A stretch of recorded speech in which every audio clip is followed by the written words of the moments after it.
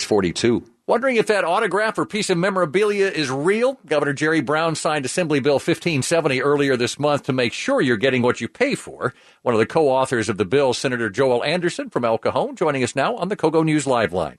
Tell me what was behind the Assembly Bill 1570. Well, we protect memorabilia for sports, but we don't protect memorabilia from other venues like Hollywood. So you had the likes of Mark Hamill simply being ripped off. But you also, when you look at the estimate, first of all, the marketplace is $500 million to $900 million, they estimate, is ripped off each and every year. When you look at Beatles memorabilia, they estimate 94% of it is forged. 76% of Marilyn Monroe and Elvis Presley collectives are all forged. So the idea was to level the playing field and crack down on those who are selling nefarious collectibles. And that's what this bill does. What were some of the things that were changed in order to crack down on this? Well, one, we expanded it so it's no longer just sports, but now it includes anything with an autograph. So if it's Marilyn Monroe and she autographed a picture, that would be included, where before it would only be included if it was a baseball card. So that changed dramatically. The second thing is we tightened up the penalties. If you sell something that you say is collectible and then we later find out it's a forgery, you could be liable up to 10 times the amount. Plus, you'd be liable for expert witness fees, the cost of attorneys, the cost of the civil penalties, and the actual damage.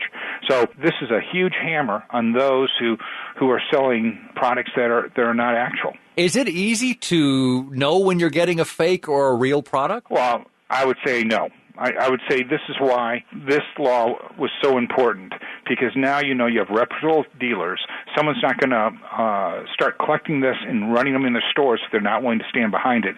So they're going to be, the dealers, I believe, are going to be much more careful to ensure that these items are correct because you have recourse against them. This is an incredible consumer protection bill. And Ling Ling Chang, this was her brainchild. She's an assemblywoman from the L.A. area, and she's the one that ramrodded this through, and I was pleased to co-author it with her. I would imagine that if I am a seller of memorabilia, if I own a store, that this is going to put a lot of stress on me to make sure that I'm getting the real thing. You know what? I don't believe that will be the case. I believe it will level the playing field, and you now won't have imposters selling things at one-third their true value, trying to give discounted backroom deals. Everyone's going to have to be more legit, so it's going to be a level playing field, and then you'll be able to compete against people that are selling legitimate products. You know, there's nothing worse than to have to pay all the taxes of state California and all your local taxes and play by the rules, and you do everything correctly, and then you find a guy on Craigslist selling it for half of what you're selling it for, and you know darn well it's forgeries. I would imagine too. You get a certificate of authentication, and that can be a nice blanket for you. But then again, that could be fake as well. Oh, absolutely. But that's why you go to a trained professional. You know, these people take courses on this. They have to be licensed, and this is their job. This is what their career path is. So they're going to take pride in it, and they're going to make sure that they're not selling a faulty product because their shop is only good as their name. And if they allow forgeries to go out, no one's ever going to buy from them.